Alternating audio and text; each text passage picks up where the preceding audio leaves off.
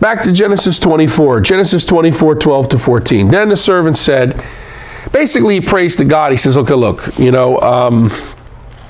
give me a sign, help me know who it is I'm supposed to choose and be with me, Yahweh, please, and help me do this, because I'm trying to serve my master Abraham.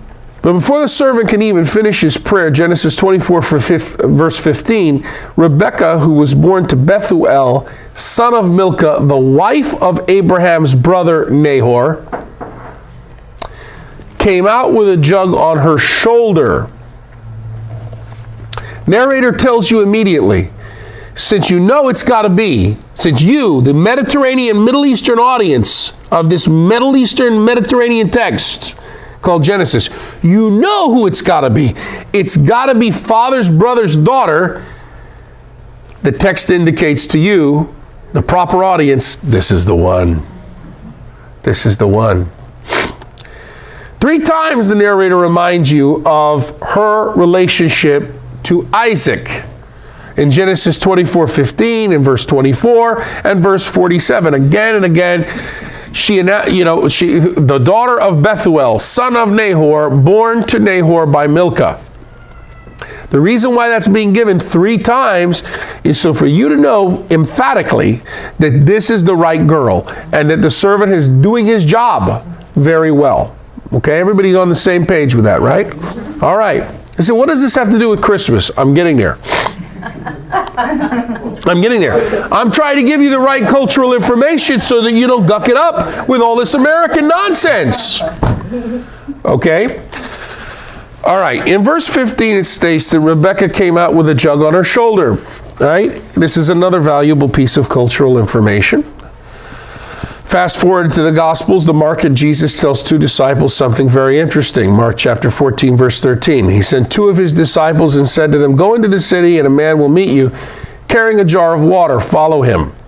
How strange. In this culture, men carry water in skins, but women carry water in jars or jugs. What does that mean? If you see a man carrying a water jar in the Middle East, he's going to stick out like a sore thumb. The way a transsexual, a flamboyantly transsexual person perhaps, would stick out like a sore thumb. Do you understand what I'm saying? Yes. Yeah. Okay, moving right along. I'm not saying the person is transsexual. I'm just saying it's very unusual. And something else you should know before returning to Genesis 24 and this deal with Isaac. The only emotional bond in the Middle East that rivals the strength of the strongest emotional, what's the strongest emotional bond in the Middle East? Mother and firstborn son. The only emotional bond or psychological bond in the Middle East that rivals that between mother and firstborn son is between brother and sister. And I myself have a personal experience of that. And one of the context group of scholars has an almost identical experience that he had with a university student, a Christian from Lebanon. She recounted how her brother, studying at Harvard, always called her at Georgetown each night. He would give her a battery of questions every night. Who are you talking to? Who are the boys you're talking to? Who are you hanging around with? What are you doing throughout her dear day? Where are you going? The brother has to be all up in her business. He's got it because this is the very strong bond that they have, right? So, coming back to the story, continuing with Genesis 24:17. Please give me a sip of water from your jug, says the servant of Abraham to Rebekah. She does, and she gives his animals some water, but he still isn't sure if this is the one. He doesn't know yet. So in verse 22, he gives her some gifts: a gold nose ring weighing half a shekel, 2 gold bracelets weighing 10 shekels on her for her wrists. Gives her that stuff.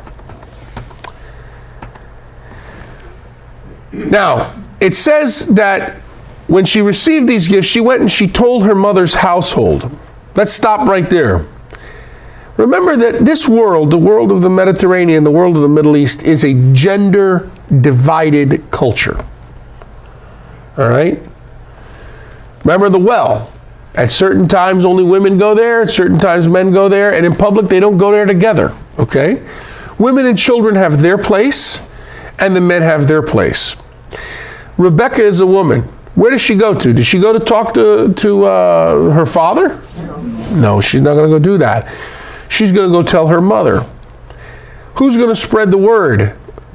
The children. The prepubescent boys boys are under 12 years old, and the girls. Those boys are being spoiled to death. The boys and those girls are the gossip network. They're going to spread it to everybody in the village. All right, so in this culture, gossip is spread through the children. Matthew chapter 19, verse 14, Jesus said, "Let the children come to me and do not prevent them." What does he mean by that? In this culture, children have the right, in this culture, we think of children as the future, right? I believe the children are the future, right? And we love that because we're a future-oriented people. We love that stuff. By the way, this group of people is not. They're an intensely present oriented group of people. So in this culture, children are the gossip network. They have the right to wander in and out of everyone's house, snooping and sniffing and spying and keeping their mouths shut until they go home and start reporting back to their parents. In this world, everyone out there is out to get us in here. In-group and out-group borders are fiercely divided. The best defense is a good offense. That's why you send the kids out. The kids go out snooping and spying and they get information. That's typical Mediterranean thinking. So the Matthean Jesus, when he says, "Let the children come unto me," right? He's not giving something sentimental and American and like a Santa Claus, like, "Come, let the children come to my knee and we'll sing songs together." No, what he's saying, and fly kites together, what he's saying is, I got nothing to hide. You can go back to your parents and blab all you want, kids. Oh, I see. Wow, that's big. Interesting. Let's rewind to Genesis. Rebecca tells her mother's household. Off goes the gossip network, Genesis 24, verse 29. Now Rebecca had a brother named Laban. Laban rushed outside to the man at the spring. Why is he rushing outside? Laban reacts in a way that's very typical of a Mediterranean brother. Remember, second strongest emotional bond between brother and sister. Who is this strange man? Who is the guy who gave gold to my sister? What's he doing at the well? And wells, you got to be careful in the Bible because they're a vaginal image. They carry sexual innuendo. Strange things happen between men and women at wells in the Bible. Okay. But Laban begins to understand Abraham's intentions and his servant's intentions. He understands, oh, this man is from Abraham. Okay, he's a relative.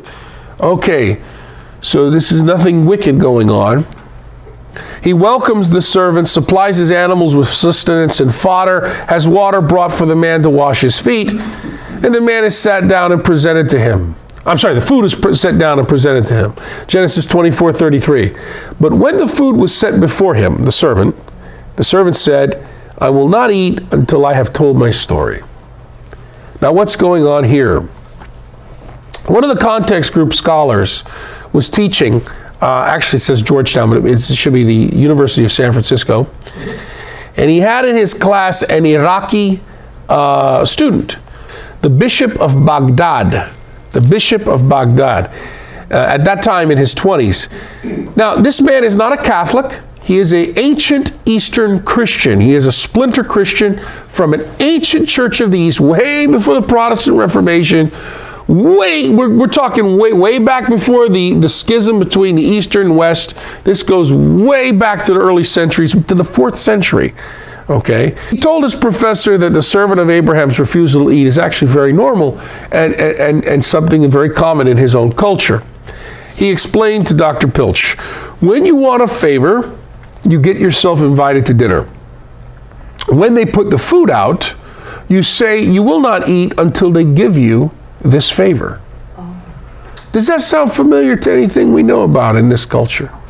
Maybe not this culture, but perhaps a series of movies we know in this culture, that refers to another culture, the Mediterranean world, the same world of the Bible. If you want to understand the Bible, there are movies you can watch that you are familiar with, but you might not automatically associate with the Bible because that's not holy. That's about a bunch of murder and a bunch of crime. But actually, the Godfather series of movies is very useful to understanding like father and son in the Bible, and patronage, honor, and shame, faith as loyalty, All that stuff. Oh, you. As in group glue. Love is what? In group glue. In group love, as in group glue, and staying true to la familia. Let me tell you something. If you really want to understand your Bible, bust out the Godfather movies.